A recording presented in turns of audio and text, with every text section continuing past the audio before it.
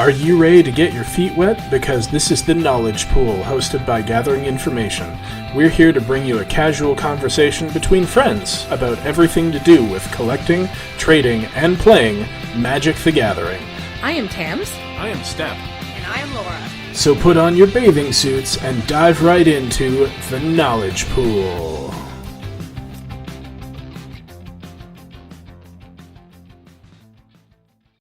Hey guys! Hey. How's it going? It's going. It's raining. Yeah, it's a really dreary day out. It has been kind of a dreary week, hasn't it? Mm-hmm. Yep. Spring has sprung. That's one way of looking at it. Spring has sprung, and so has spoiler season. Very much so. My goodness, yep. So, is that where we're starting off the podcast this week? I don't think so. No? Oh, No. okay. Well, we'll wait a little on that then. That's assuming we want to go in the order that we created. Of your glorious show Incredibly notes extensive. that are actually easier to bulletin read point. than the invocations. You're not kidding. And that's saying something, because my writing, while pretty, takes a special kind of person to read. All right, so I guess we'll start at the top. We wanted to briefly applaud Wizards for something that they are doing. It's next week, I think. The open house to try to bring in new players to Magic. Oh yeah, Yep. Our LGS, the Gamers Emporium, has been advertising it, and it's a little awkward that it's on Easter weekend, because we can't go. I Yeah. would love to go. Of the three of us, all three of us have plans to be out of town this weekend for family. And it's kind of like, if you're a new player who's never heard of Magic before, are you going to take your Easter weekend to go and learn a card game? Okay, that's awkward, but the thought of it is really good. Yeah.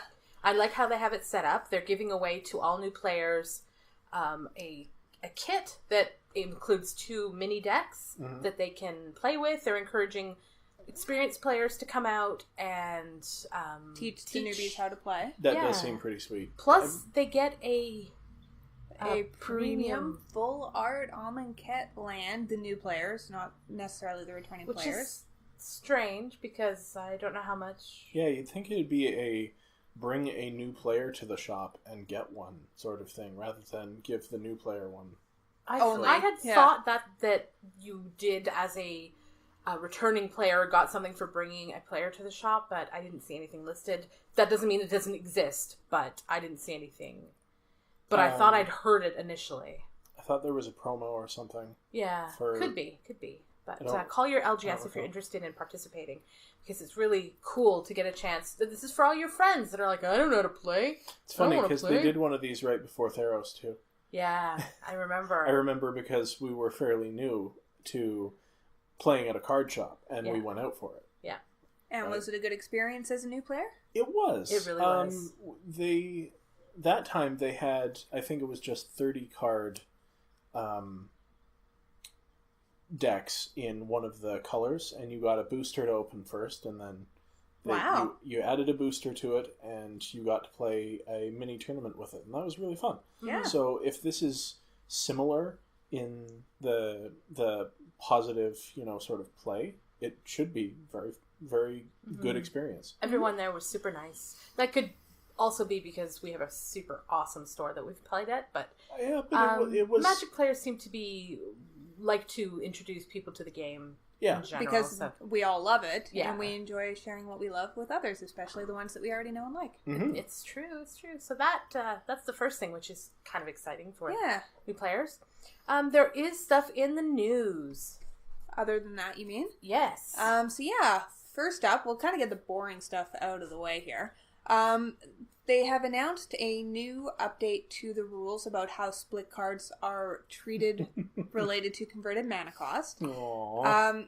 So you may or may not be aware, there are a couple of interesting interactions that people have been taking advantage of currently, where the split cards, such as Beck and Call, Beck being blue-green, draw a card whenever a creature enters the battlefield this turn, and Call being 4 colorless blue-white, create 4 1/1 bird tokens, and then using something like Brain in a Jar, which lets you cast cards from your hand without paying their mana cost, or the new series of Expertise cards, which let you play a card from your hand without paying their converted mana cost. It lets you play half of the card, which then, using the fuse mechanic, lets you actually play both cards for the low price of potentially for free. Yeah. So, with the way that they have the new split cards coming out in Amonkhet, the ones that enter the graveyard and then have another effect, they just felt the need to clarify things because everything was being treated in a really haphazard fashion. Like, some things, the Transgressive Mind, for example, would hit, but some things it wouldn't, and some things Goblin Dark Dwellers would get back from your graveyard, and some things it wouldn't, etc., etc. So, basically what they're saying now is a split card, such as Beck and Call, we'll just go with this as an example. If you are choosing to cast Beck while it's on the stack, it has a converted mana cost of 2. And if you're choosing to cast Call while it's on the stack, it has a converted mana cost of 6.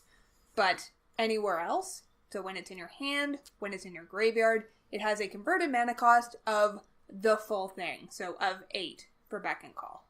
Yeah, that's reasonable. Yeah, it does kill sad. some of the really fun and interesting modern combo decks that have been out recently, but Sure. it does make sense. It's an easy come, easy go kind of scenario. Yeah. Oh, I guess that works for in your library too, so you can't get it with like Firemind's Foresight anymore. I would think so. Yeah. And they've also clarified the way that the Torrential Gearhulk, for example, the one that lets you flash back a card from your graveyard, works with these new split cards because a lot of times half of them will be an instant, which is what the Torrential Gearhulk lets you recast, but the other half might be a sorcery. So they're saying basically as long as the card is a legal target, either half of it, so if one half of it is an instant, you can then choose that card to cast from your graveyard, and you can then decide which half you would like to play. Presumably, you can only play the sorcery half during any time you can play a sorcery, because I don't believe it gives a card flash or anything like that, but... Right. Well, Flashback didn't give it flash either, so that makes sense. Mm-hmm. But otherwise, it's just a very clarifying post, basically. So if you are interested in how that may have more specific interactions, definitely feel free to look it up on the MTG website. Mm-hmm. Clarity is always better. So next up, we also just wanted to talk a bit about the standard Showdown pack. Steph, how about you tell us a bit about that? I don't remember the standard. Oh, right.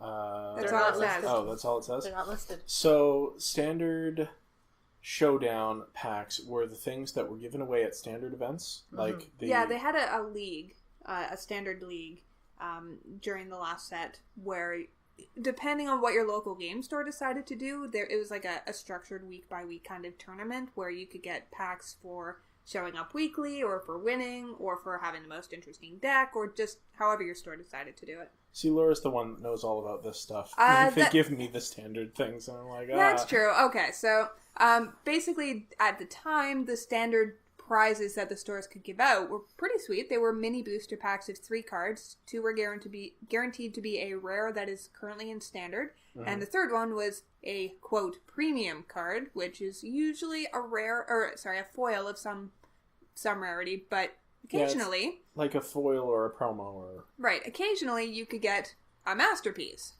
Okay. which is pretty sweet, since all you're doing is showing up and playing standard anyway. Sure. So the standard series, from what I have heard, talking with our local game store owner, was actually pretty successful. A lot of people showed up week after week. It was pretty short. I think it was 4 or maybe 6 weeks, but it was a good way to get people's butts in seat, basically. And considering how standard has been at the shop recently, like it's mostly been replaced by modern, just at our local game store, that's impressive to say that people were out for standard. This was apparently... It wasn't quite as bad at the time. That's true. So anyways, just for the next one, they are going to slightly adjust the prize structures. Rather than the original 3-card boosters, they're going to now be 4-card boosters that you can get, of which 2 will still be rares that are standard in that are in standard at the moment. Mm-hmm. One of them will be a full art Amonkhet land, and then the 4th one will be a, quote, premium card. So that could include a full art Amonkhet land or another foil, but it will not have the chance of being an invocation, which are the Amonkhet masterpieces. So, that's interesting. I wonder what prompted that shift. Yeah, I wonder if it's just the fact that it obviously has it also obviously increases the supply. Because Maybe. When you're doing this across the world... They probably want to keep the rarity down a little bit. Maybe. I get, like... the chance of I wonder if getting them. that will make people less likely to come out. I don't think so. I think people showed up mostly because you were guaranteed to get 2 rares. Yeah, that's fair. And there are a fair number of rares in Standard, and there were last set as well, that were worth significant dollars. Yeah. Considering you were showing up paying like $2 to get in on the event. That makes sense. Yeah, that seems decent. So, it's basically you're getting something for doing what you would probably have done on a Sunday anyway. It's just giving you that extra motivation, kind of like the F&M promos. Yeah. You know, they're nice to have, but they're not required to get you to play Magic. Oh, sure. We go and for no other reason than to go to play. But you get one, you're like, oh, cool. Thanks. Yeah. Sweet. Although when the promo was Serum Visions, I tried to get out every single week, except I never actually got a Serum Visions, and that made me sad, but... You do what you can. I'm sorry for you. So that was it for the, the Standard Showdown. So next up, something that Steph can definitely talk about in more detail, the spoilers. So, okay, I've got it open on my phone here. There have been... it's spoiler season, right? Yes. So we are recording this on Thursday, so that'll let you know what's been released so far. Mm-hmm. Just today was released the new Liliana. Right. So we've already seen the artwork for her. Yeah, that was the beautiful full art with her lounging on a chair. Yeah. I love Lily so with, much. Zombies. Oh, God. Zombie mummies everywhere. Now, this card is... it's everything I want in a Liliana Planeswalker. Do we want to go through the actual... Yeah, let's just All go right, through so it. Liliana, Death's Majesty, is 3 black for a 5 loyalty Planeswalker Liliana. Her +1 is create a 2/2 black zombie creature token. Put the top 2 cards of your library into your graveyard. Yep.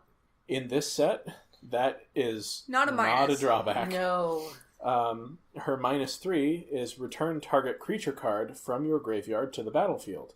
That creature is a black zombie in addition to its other colors and types. Mm-hmm. Which, -3 to reanimate anything. Yes, not bad. Mm-hmm. Not bad. I can see some very good uses for this in Standard when you can pitch...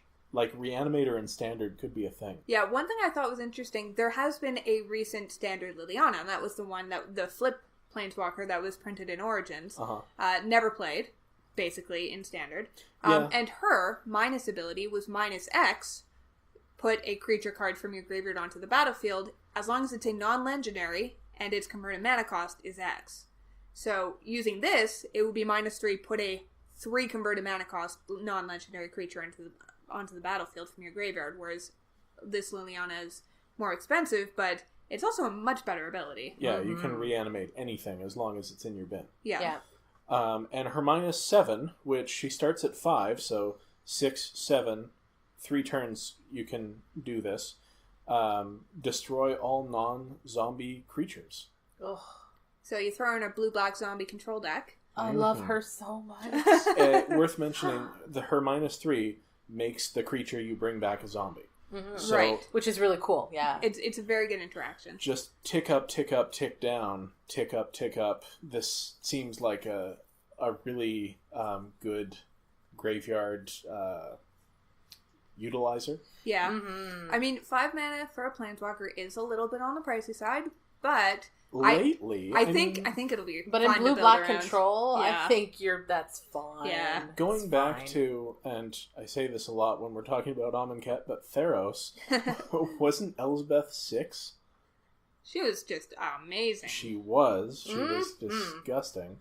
But 5 mana is the sweet spot for, like, a big thing that you want and to boy, do. howdy, are you getting your money's worth. Sure, my concern is just that in Standard currently, if you're playing against Mardu vehicles or Copycat, what are your chances of making it to 5?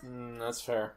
Yeah. Well, thankfully, I want her for limited, so Yeah, whatever. Well, yeah, if you get her down and limited, I mean... She's just bonkers. You kind of just almost win the game on the spot. I imagine she's going to end up in the next Mitgo Cube. Oh, she would be a sweet cube. Like, I would like to reanimate all of these, 11. I'd like to get Iona back, but I don't want to have to do all that discarding stuff. Yeah.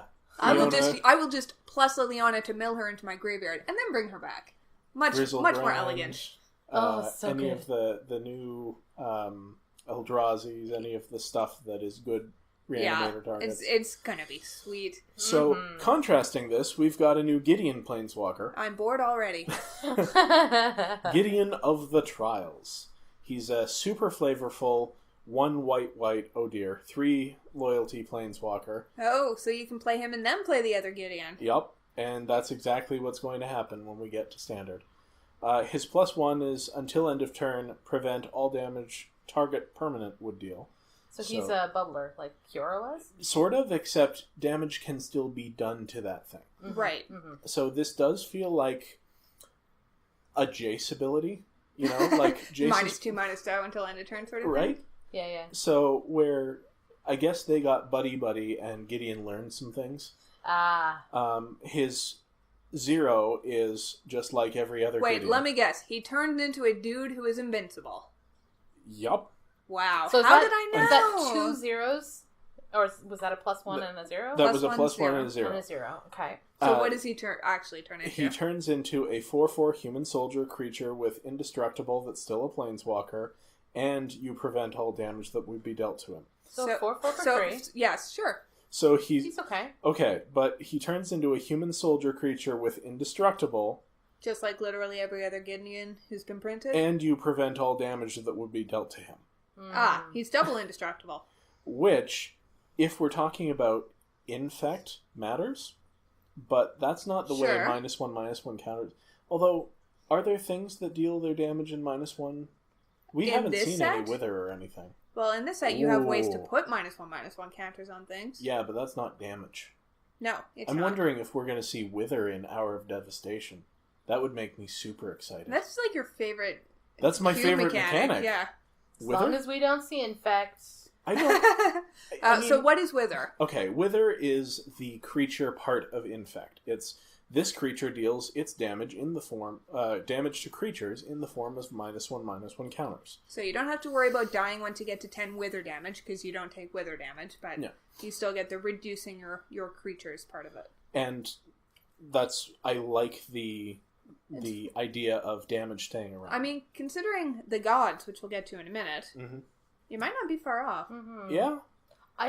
For the record, I just don't like infect because what it's essentially saying if you're playing against an infect deck is you start at 10 life. Yay! And I hate it. We'll you have that would conversation. probably like it from the infect side. No, I feel cheap. I've played it, and I feel cheap. That's going to be a podcast in the future, but we haven't gotten to Gideon's ultimate. Yes. All right, well, give me it. In quotations. 0 So it's a 0 ability. target, or you get an emblem with, as long as you control a Gideon Planeswalker, you can't lose the game and your opponents can't win the game. Can you repeat that for the crowd? It says you turn Gideon into Platinum Angel. Right, so forever, as long as you control any Gideon, Yes, a Gideon Planeswalker, you cannot lose the game. And your opponent cannot win the game. AKA Gideon the table flipper. Yeah, Right, so Because okay. your So let opponent's me going to give be you- flipping the table. Let me give you a hypothetical scenario here, one that I don't think is super far off. So let's say that you're on the play, you get to turn 3. You play a Gideon. Now, your opponent hasn't played anything yet because they didn't have a 2-drop in their hand. Sure. Or they're a blue player and they drew cards or something like that. Well, what are you going to do? You're going to create an emblem because it's a 0 ability and your opponent doesn't have any permanents that can deal damage to Gideon. Yep. So then they play something, but who cares? You're going to start plussing Gideon or smacking in the face with Gideon. And you literally can't lose the game. Yeah. So keep in mind that Gideon, the Battle for Zendikar Gideon, the 4-mana one, was not still supposed to be in Standard. Okay, so worst case, this Planeswalker is not a Planeswalker. He's a 4/4 creature for 3 with indestructible when he's attacking. Right. Like, that's his worst case. Right.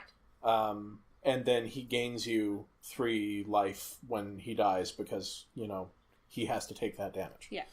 That is already an extremely aggressive card.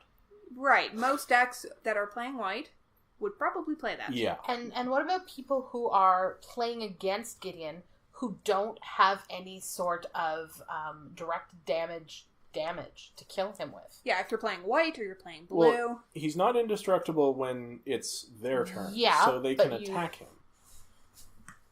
As he's a planeswalker. Yeah. Fair enough. Yeah. But if you have any sort of protection for him...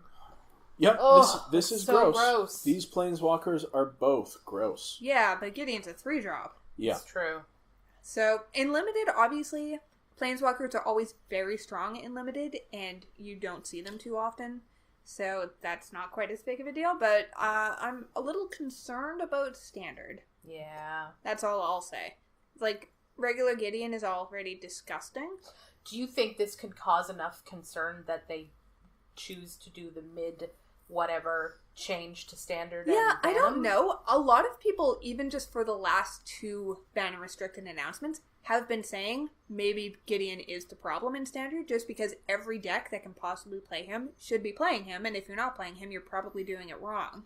Like in Mardu Vehicles, it's, I would like to plus him to turn him into a dude, and then I will use my Heart of Kirin to minus him and crew it, or something like that. Like, it's just, he's so good. You just constantly are creating 2/2s to flood the board and then crewing all your vehicles, hitting people in the face. I would not be surprised if in future they come out saying only the latest version of X Planeswalker is playable. Really? I would Standard. be surprised if they said that, because that cuts back on a lot of what they seem to be wanting to do with the the Planeswalkers recently. This is our, how many is Liliana since Origins?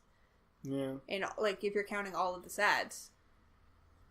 We've been getting a lot of Chandras and a lot of Jaces. How many Nisses are currently in Standard? Yeah. At least 3. Yeah. I don't know. I guess we'll see what the set brings. But We'll also see what the set in general brings, because from the looks of the spoilers so far, I think there might be some cards here that do shake up Standard. Yeah. It would be nice if they printed some removal that hit Planeswalkers. yeah, that would be nice. I'm sure that's coming. Well, like, That has to because be you coming. have Ruinous Path, but it's way too slow. Yeah.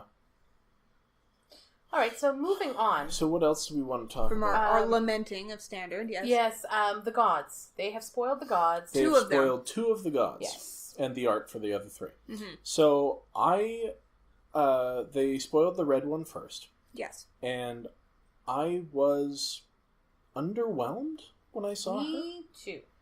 Yeah, it's not... Well, it's when compared to the Theros gods, True. they're not... They don't seem to be as good. I wasn't comparing them to the Theros gods in my head. I was comparing them to my expectations, which Okay. were shard-colored artifact gods. Because Right. I thought that would be so much cooler. And what we ended up with, it looks like, are monocolored legendary creature god, which is fine. Yeah. Okay. My expectations aside, that makes sense from a Magic standpoint. Like, they need a big draw for each of the colors, something to focus one of each of the colors around. Sure, especially with the 5 trials and... Yeah. So, for instance, Hazaret the Fervent is 3 and a red for a legendary creature god. She's a 5/4 with indestructible and haste. She can't attack or block unless you have 1 or fewer cards in hand. Right. So I'm not sure what the haste is really doing here. Well, for when you top deck her, I guess. But you can pay 2 and a red and discard a card to have her deal 2 damage to each opponent. So she turns your extra cards that you don't want to cast for some reason into shocks-ish. Very expensive shocks. Yeah. Which is fine. Yeah, she seems fine. Like, in Limited, you'll probably play her. Most red decks will want something like that, but... Yeah, she does. She actually seems fine. Like, this seems like a good top in a top end in an aggro deck. Mm-hmm. Does the aggressive player agree? Yeah, I would play her.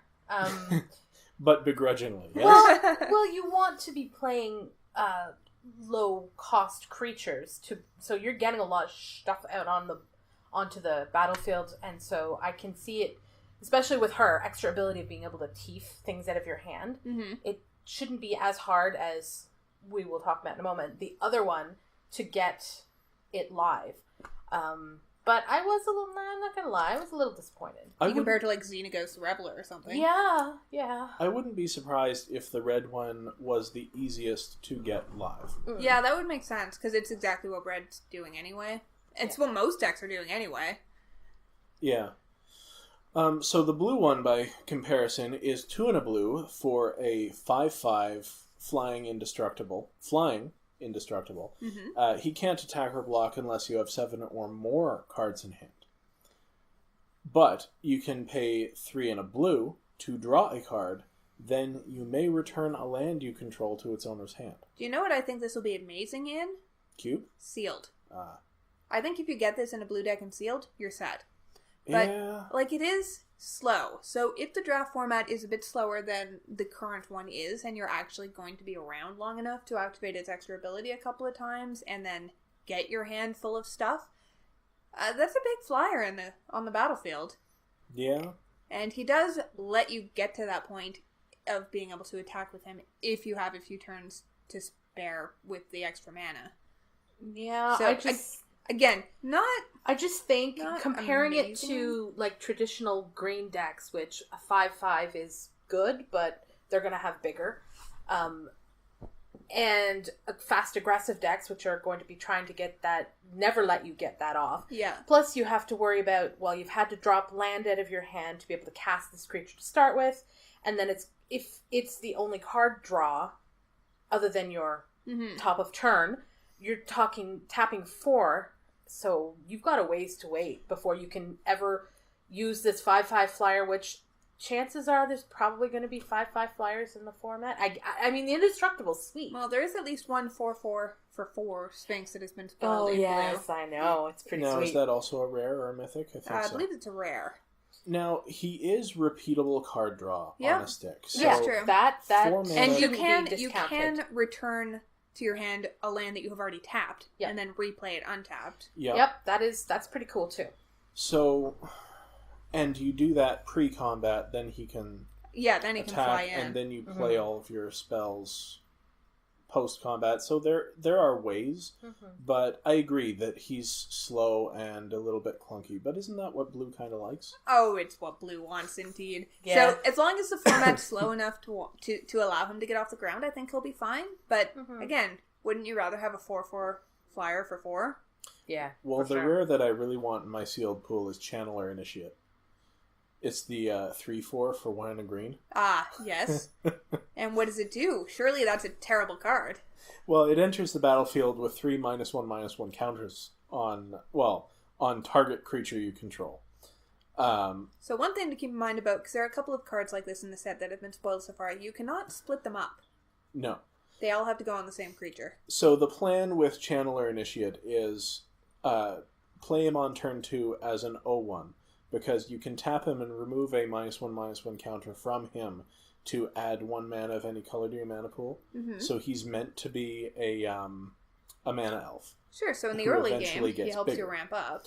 But if you have something under a pacifism or whatever, later game, and you just play him, put the 3 counters somewhere else, then you've got a 3/4 for 2 mana. Not bad. Which, or if nobody deals with him, he grows up and becomes a 3/4 when you don't need And then mana if you anymore. wanted, you could put more -1/-1 counters on him from a different card that That's- comes into play with a similar effect, because there are a few in the format already. that's true. And suddenly you like tap for mana again. the black cartouche, for instance. Right. So the cartouches. Can I talk just So little Steph bit? has very passionate feelings about the cartouches. Okay. The art on the cartouches is gorgeous. The effects on the cartouches is amazing. But calling them cartouches... First, these are... let me just read what one of them does. Cartouche of Solidarity is an enchantment aura cartouche. It's white, enchant creature you control. Enchanted creature gets +1/+1 and has first strike. And when the Cartouche of Solidarity enters the battlefield, you create a 1/1 white warrior creature token with vigilance. Sounds good. So that's solid. That seems like a really good card to me. It is definitely an aura enchantment, but a cartouche in actual fact is an artifact. It's a thing. Well, it is a thing that you use, or that had a purpose, but it's a physical object, and physical objects in Magic are artifacts. So you're saying this is an epic flavor fail? There's definitely flavor that's win here, but in the whole of Magic, yes, it's a flavor fail. There's already... People have a very difficult time separating artifacts and enchantments from mechanically. Artifacts go on a thing. Enchantments go on a thing. Artifacts are a thing. Well, and the main difference... I suppose the problem with that and turning these into artifacts is that the only artifacts that go onto creatures are equipment. Yeah. So... They don't have artifact auras. It's one of those things where it's a necessary evil, I think, for the set, because what they're doing in the set is definitely a thing worth doing, but it is something that I think is... Well, I think Mark Rosewater is probably going to have a lot to say about it when it comes time to talk about Amonkhet on his podcast. I'll say that much. Interesting. It's from our flavor guy. Yeah. I don't have a strong opinion one way or the other. Tams? I completely understand what you're getting at. But they're sweet. Yeah, they're gorgeous. Like, they're just beautiful. And yes, you can also stack them up vertically, which looks really neat. Kind of like a totem pole. Yeah. So the last thing we wanted to briefly talk about in the news is Ashiok. Yeah, so I'll take this one because it's my topic. Okay. There's rampant speculation. So basically, a few people on Reddit and YouTube suggesting that Ashiok, who came along in Theros and was a pretty sweet blue-black planeswalker, might actually be from this plane. And he may have been somebody who completed the trials. He may have been the first person to complete the trials. And there's a couple of artwork clues that people are referring to. His bracers and also the way that his, I don't know, what do we call it? His head mist? Horn mist? Yeah. So the way that his head, or it, sorry. Yeah. Or their head is arranged in the artwork. So could be sweet if it's true, especially if it's addressed at all in any of the story. I doubt we'll actually see them on a I generally actual call planeswalker Ashiok card. he because I believe he looks like a he. I don't know that I think they say that he's non-gendered. Yes. So they non-gendered, yes. So Ashiok, from a background point of view, was originally meant to be designed for Theros, but that's not the way they went with him eventually. Like, when they finally released the card, it does look fairly clear that he's not from around. Yeah, very little artistic appearance resemblance to the other gods, basically. He does look a little bit like he's wearing potentially Roman garb as opposed to or Grecian, potentially Egyptian. Or potentially Egyptian garb. So that's interesting because there are several art cues, like you say, and now that I'm looking at the art close up, the horns do very much resemble Nico Bolas's horns. So I just thought I would send off our news category with a bit of possible news. Yes. That's kind of interesting. Rampant speculation. I like it. Yeah, absolutely. All right. So, moving along. What else are we going to talk about? What were we up to this week? What's fair our amount? Let's start with Friday. So we mentioned last week that our local game store was, because of the fact that everyone's kind of burnt out on Aetherable drafting, has started doing flashback drafts. And so this most recent Friday was Return to Ravnica. Triple RTR. It was so much fun. It was super fun. I had never drafted Return to Ravnica, although, interestingly enough, a lot of the most recent Modern Master set comes from that particular group of cards, so I have very recently played with a lot of them. Mm-hmm. Mm-hmm. But otherwise, yeah, I had no drafting experience from RTR. How about you guys? No, I've never drafted. Did we draft online? I don't think so. No. I never got to draft RTR. I played a lot of its cards. Yes, we did a lot of around the kitchen table, yeah. Decks. One of my first Simic decks was featuring a lot of cards from the whole block. So I do so like what the did cards. you end up drafting on Friday? White, blue, and... Shut up. How many counterspells? Tams? Was it non-zero? It was... It was a non-zero amount. Oh my god. It might have been more than 2. What? What were you doing? I was being mean. It was what was coming to me. So it was hard because I started off and I was like, okay. So I don't remember what I first picked, but it was a strong, I want to say, red card.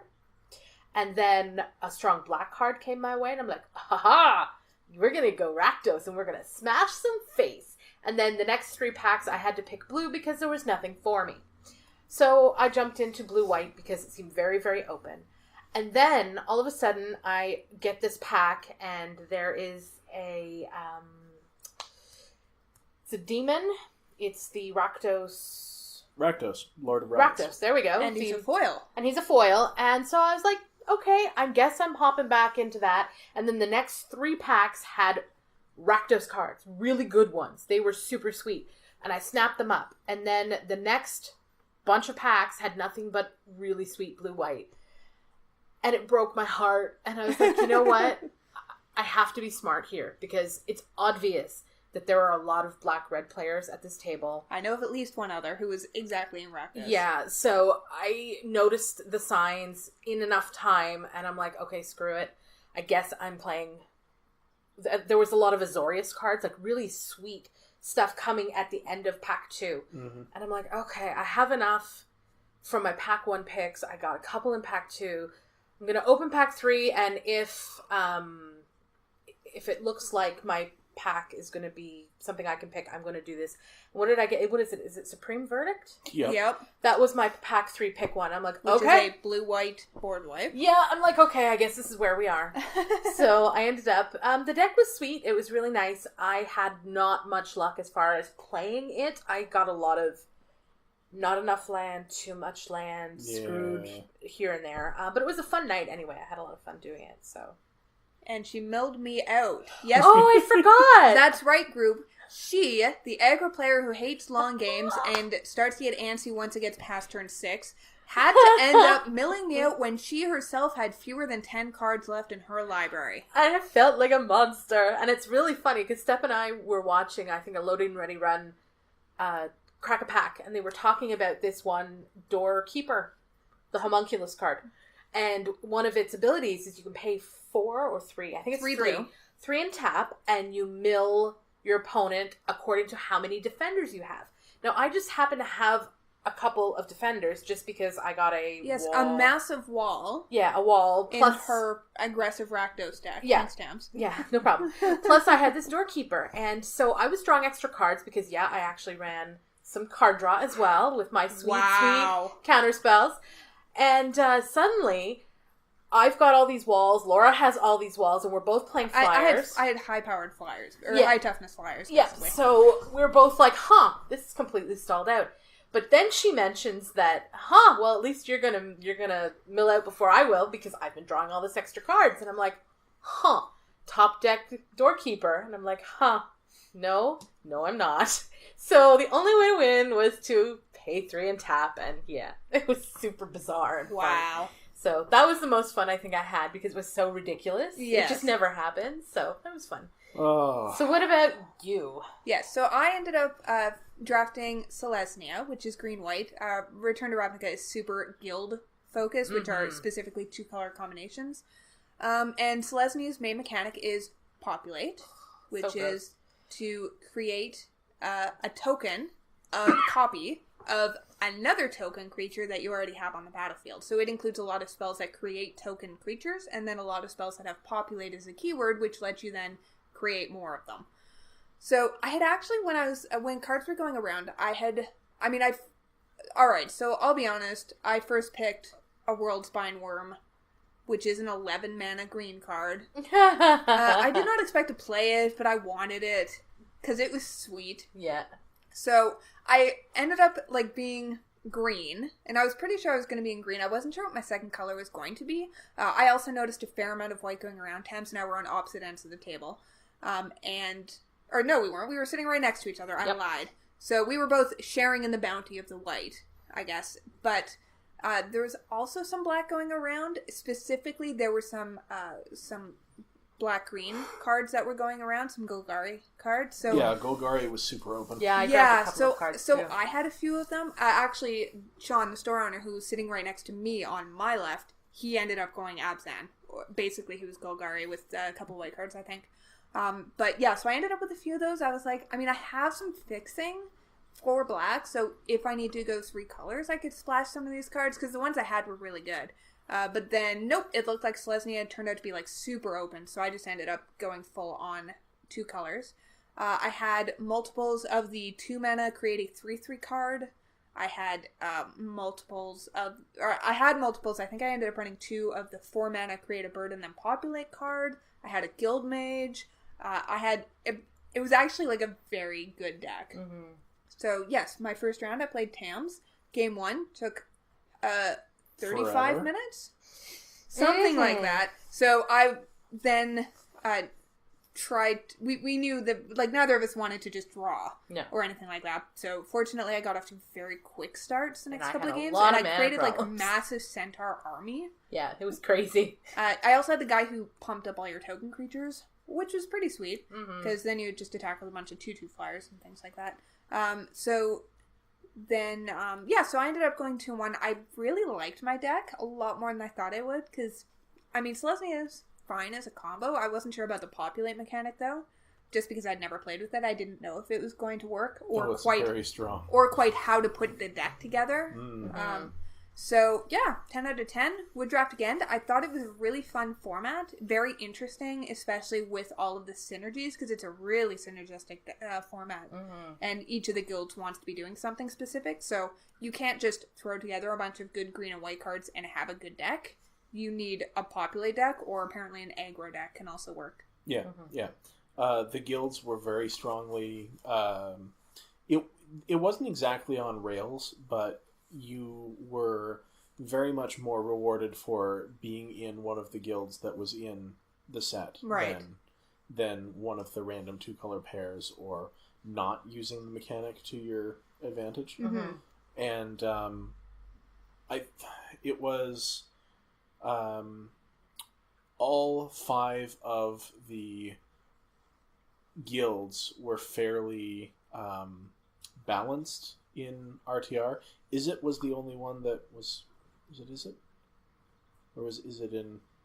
No, there is a Guild Gates going around, so... Yeah, Izzet was in it. So Izzet was the one that was less of a real deck than the other 4.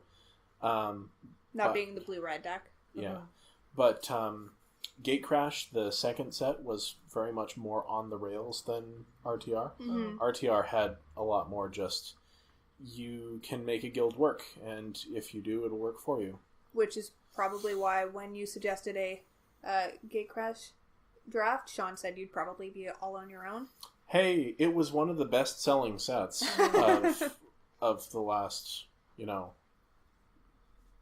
block of time. Right. So how did your draft go? What did you do? My draft was weird. So, I was in Rakdos because first thing, one of the people who was drafting really needs to not talk about strategy that I'm in when we're drafting. I believe all he did was mention that a particular card is a good card, and he did that at the start of the draft. After I had first picked that card and hoped to get stab wounds passed to me from left and right, but nope, that wasn't going to happen once he said it was busted. Well, Sean was also taking them pretty highly, and he was exactly across the table from you. Wasn't he right beside me? Was he? Yep. Apparently, I don't know where anybody was at this draft. It was almost a week ago. Yeah, it was Tams, I only pay attention to cards. Sean, me. But yeah, anyway, I started to go Rakdos because I first picked a stab wounds and thought that seemed good.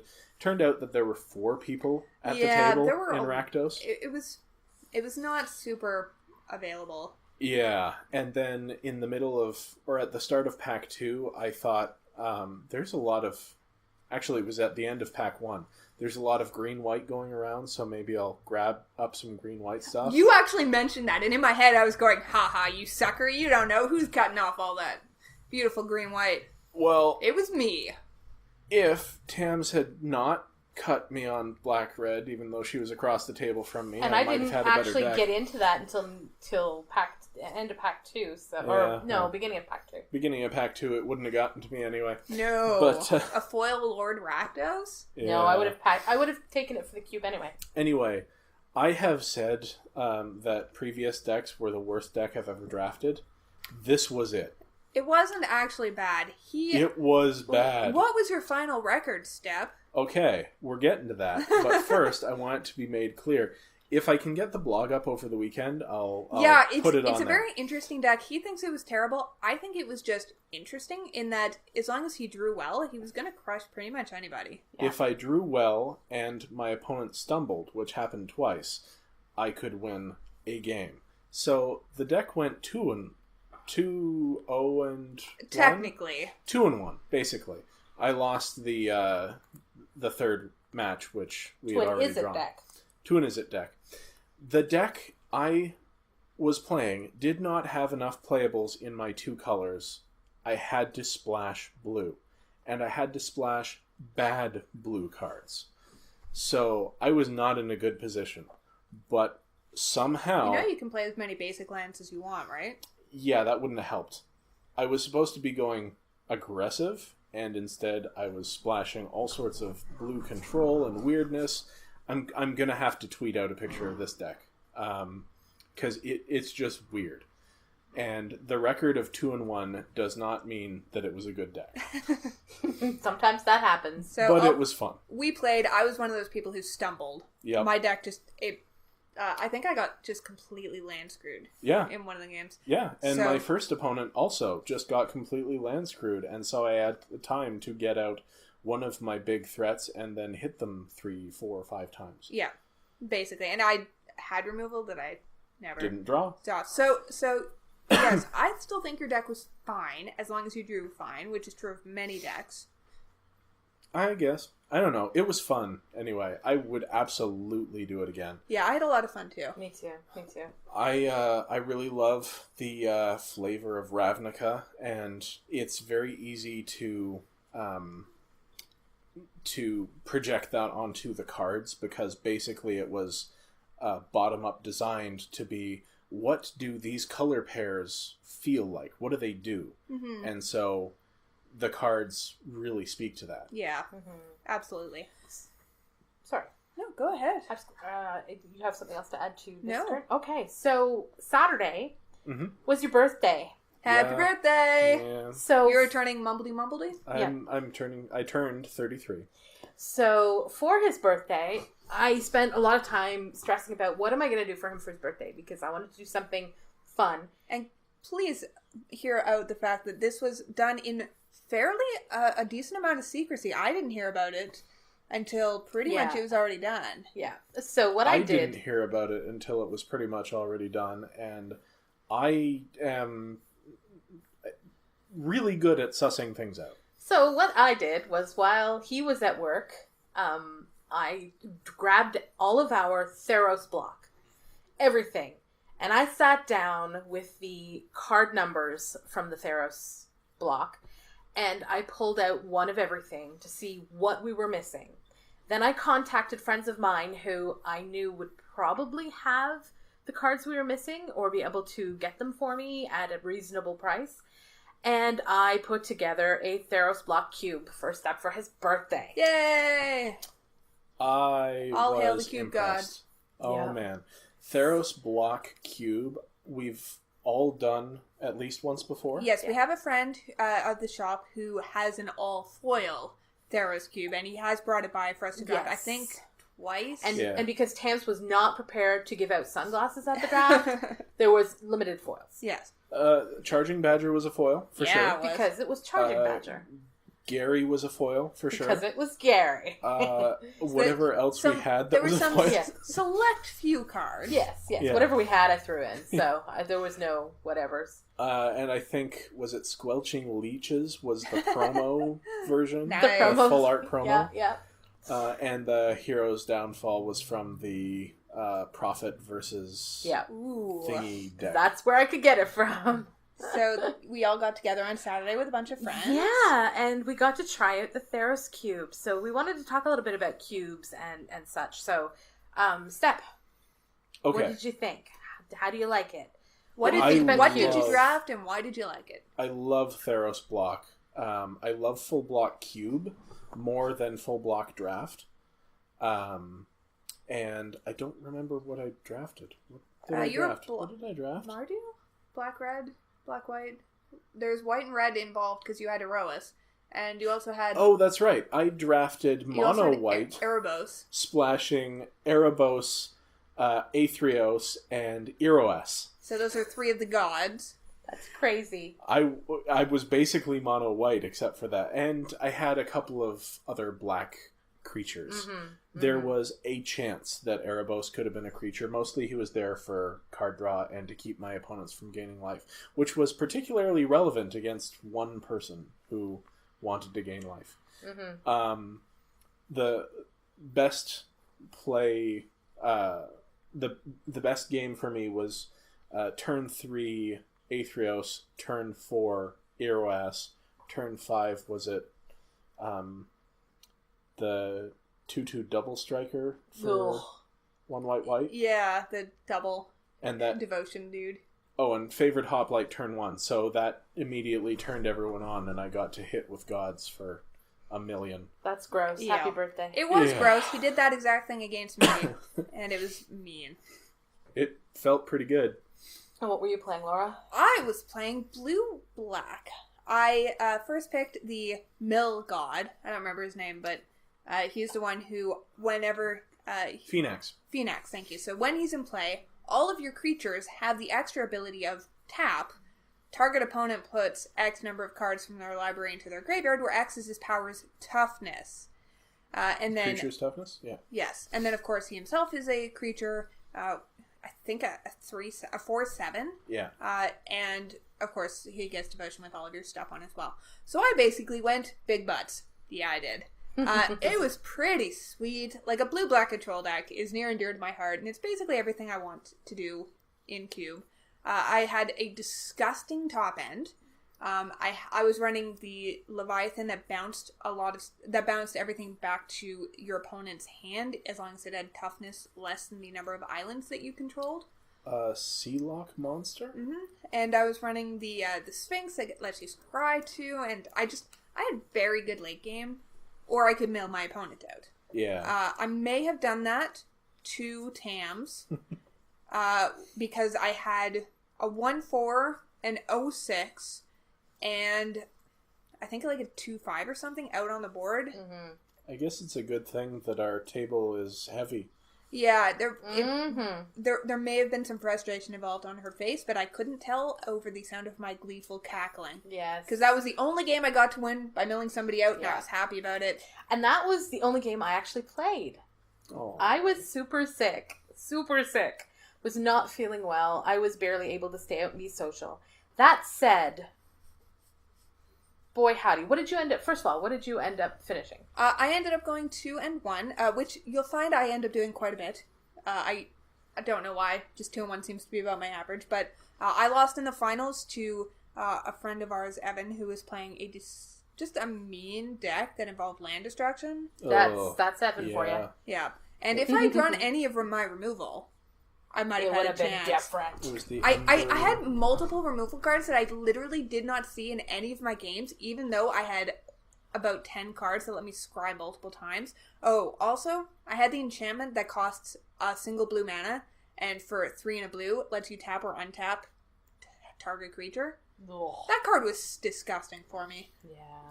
I believe you also had a Scryfish. I did also have a Scryfish. That card, also very good. I love the Scryfish.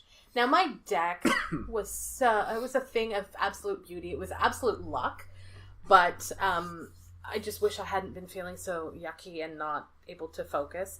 I first picked Hecatoncheires. So, 100-handed one. I grabbed him because... That's a white card, isn't it? It's a white card, double white. I don't mind white. White's great.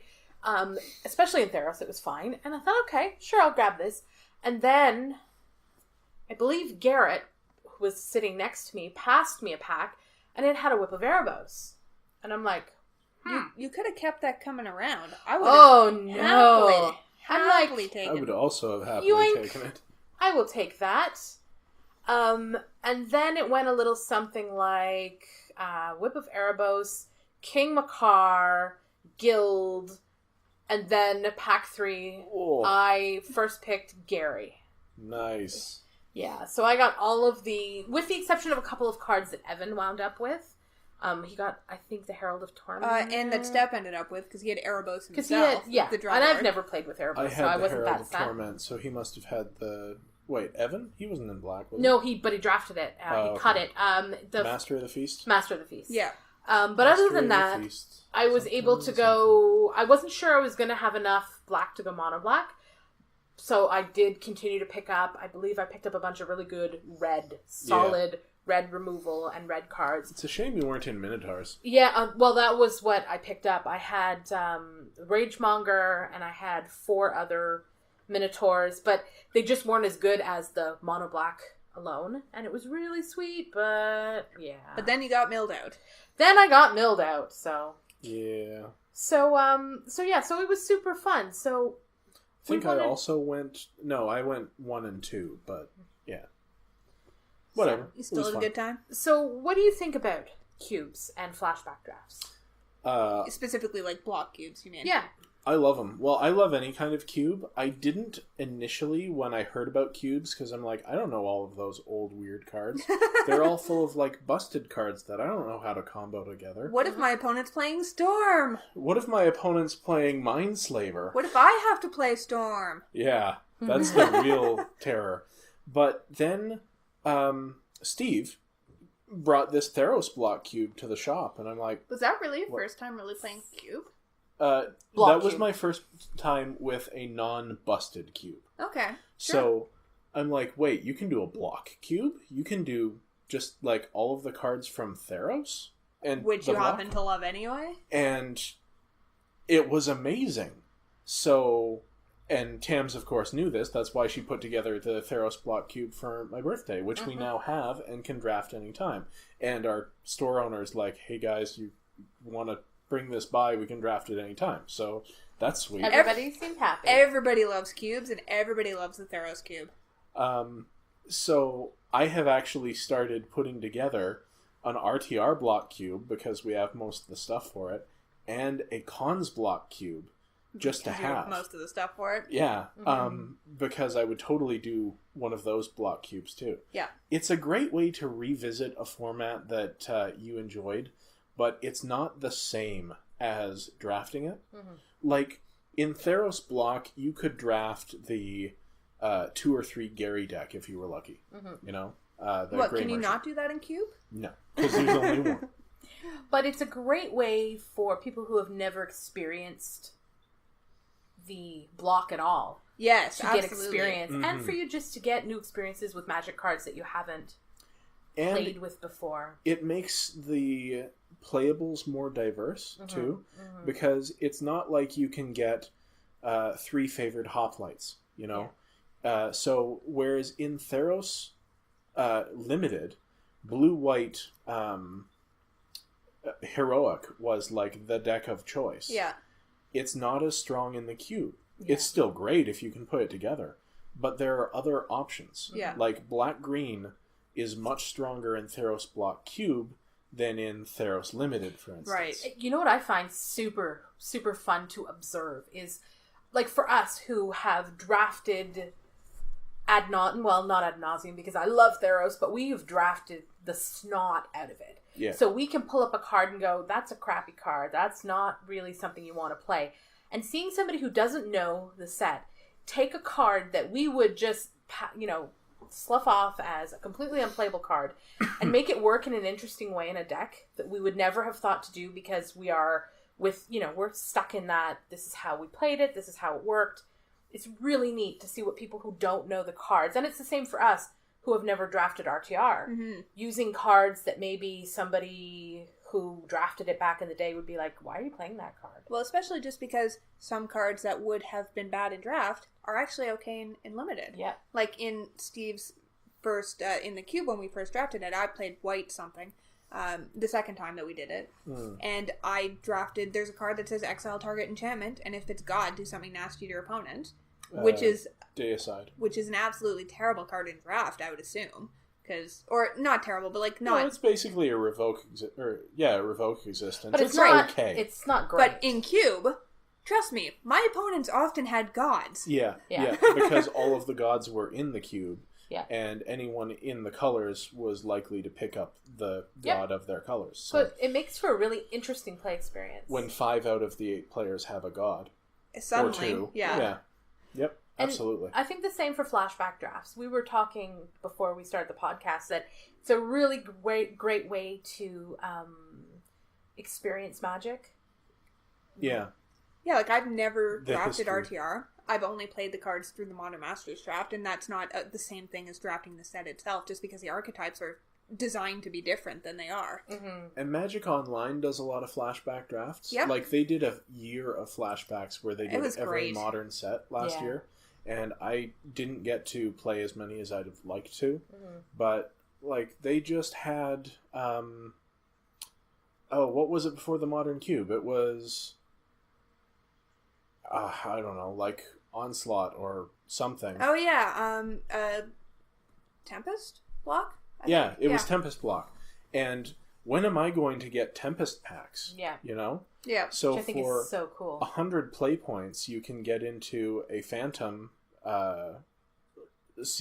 draft event and draft this old format that, like, I know nothing about. And it's you'll never sweet. get the chance to play in person, probably. Right. And for store play, like for FNM, drafting FNM stuff, it is really great towards the end of a standard drafting format, like with the current sets. Yeah. Because we all get tired of drafting the same thing every week. So to have, 3 or 4 weeks of different flashback drafts. And that's what, like, Modern Masters is supposed to do to shake it up. But right. how So much can you expensive. actually- So the thing is, our LGS in the past, like for at least the past year, I think The last starting with one- Origins, has started doing Rainbow drafts as the last draft of the set. No, it was before I even started, so it would have been for Dragons even. So basically, it's just we're gonna throw multiple, one of each pack that I've got up here on the shelf into a bag. Yeah. Everyone gets 3. Yep. And then just Shenanigans ensue. it gets a little crazy. And So fun. that was popular because by the last draft of the set, everybody was sick and tired. Yeah. And just looking for a refresh. Yeah, but It's almost attacking like on... a palate cleanser because you get used to a format. And say in Aether Revolt, it's got a specific feel, the draft environment. And so you get into this is what this color pair does, or this is a good strategy and this isn't. And then in a rainbow draft where you're mixing up packs from all over the last 4 or 5 years of Standard, suddenly you've got a completely unique environment that you're never going to see again. Right. And it teaches you how to reevaluate cards on the fly. Yeah, it challenges you a little. And that's also great right before a new set comes out. Yeah. So I would highly recommend trying it or getting your LGS to do one. Yeah, for our LGS, like the draft attendance just it naturally every time goes down closer to the end of a set. Yeah. But for the last few weeks when he's been doing the flashback drafts, they've all filled up an 8-man pot at least. Yeah, we had 8 for this coming week's Theros, like tomorrow's Theros draft. what was it, Tuesday it filled up? Yeah, he posted the sign up on Monday. So, like, it was full well in advance. Yeah. Because it's a sweet format that, I loved Theros. I'll go out and draft Theros. And it must be catching on, because I saw an advertisement for one of our other game stores in town suddenly deciding that they're doing Return to Ravnica this week. So obviously a lot of people were interested in it, and just our store has limited space. Imitation is a sincerest form of flattery. Yeah. There you go, Sean. I know you're listening. You're a trendsetter. That's right. So What do you think of that? It was all our idea. Because we suggested the Return to Ravnica flashback draft. That's right. right. Yes. So yeah, and one other thing to just talk about is that, especially for Cube, once you have the Cube, once you've made the initial investment, you have spent all of the money that you need. You'll probably need to, like, replace the sleeves every once in a while, but you can then draft that Cube as many times as you want for nothing. Yeah, that's the other thing about Cube. If you're going to put one together, you need at least 360 cards, like random magic cards of whatever you want to put in the Cube, but you also then need, like, at least 250 more land. Yeah. Sleeved in the same sleeves. So it is a lot of sleeves. And it's a lot of time spent sleeving. Yes. Yeah. But you get your friends together and you do it. Yeah, or especially, like, the initial card investment is always going to be less than you think if you have drafted the set. Yeah. And the thing is, you can look at the sets, because certain sets are going to cost more to do a cube of. If you have a set that has expensive Jace in it, maybe that's not the one. Yeah, maybe that's not the one you should look at doing. But there's a lot of sets out there that you can do that even the top tier, cards that were really expensive, especially if they're not in standard now and they don't see a lot of modern play, it's not going to be as much as you think. You can get cards for 10 cents here or 20 cents here. And you can also, I mean, if you're not going to be playing it in a sanctioned tournament, you can proxy a card or two. Yeah, or absolutely. If you need to fill out your cube. Yeah. The other thing that you can do that people don't always agree with, but some people have done to their cubes, is alter cards. Yeah. If you have, like, a super sweet altar that you really want to use, go for it. I don't just mean altered art. I mean alter the text on cards. Ah, you mean making up your own cards? What was the story? There was some sorcery in somebody's cube that had the subtype rebel, so that you could tutor it up with the thing that went and got a rebel. Yeah. Because that was part of their cube specifically. So, you wanted to alter King Makar. Altering King Makar. I'm taking May off of that. So what does that do? I'm taking May off of King Makar because King Midas, the Gold Cursed, I said Midas on purpose, shouldn't be able to just decide not to turn something into gold when he wants to. He should have to. And if there's no other permanents on the battlefield, he should have to turn himself into gold. That's how this card is going to play in my cube. I don't agree at all, and it's going to lessen my black, because I'm a pretty hardcore black player, and it's going to make me super upset. It does not make the card. Well, how about when significantly Step worse. plays him? Step will have the alternate ability, and when you play him, you will have the regular. The right ability. So all I have to say is I'm very much looking forward to your Innistrad block cube. Yeah. Even without the original Innistrad, I just wanted shadows over Innistrad block cube, because oh my god, I love that block. It'll be weird though doing a 2-block cube, like not regular Innistrad and new Innistrad. I mean the fact that the new Innistrad block is only a 2-set block. Yeah, I have to do the math. I don't know if there are enough cards in those 2 sets to be a cube by themselves.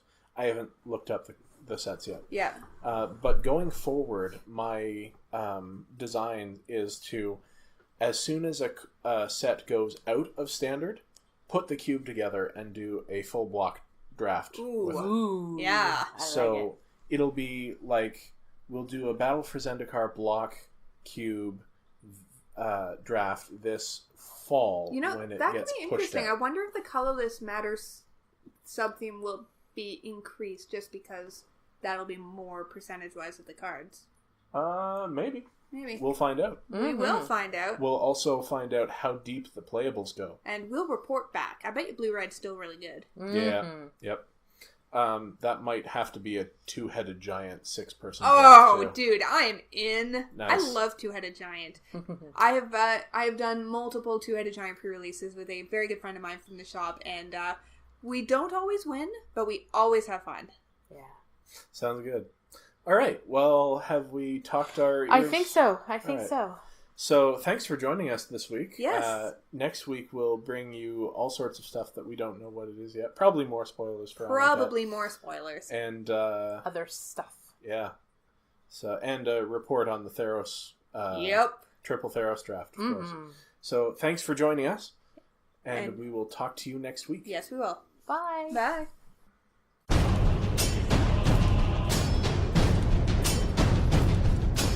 Roll for first. At kitchen table. Forged by standard. Driven to draft. Tempted by modern. To play eternal.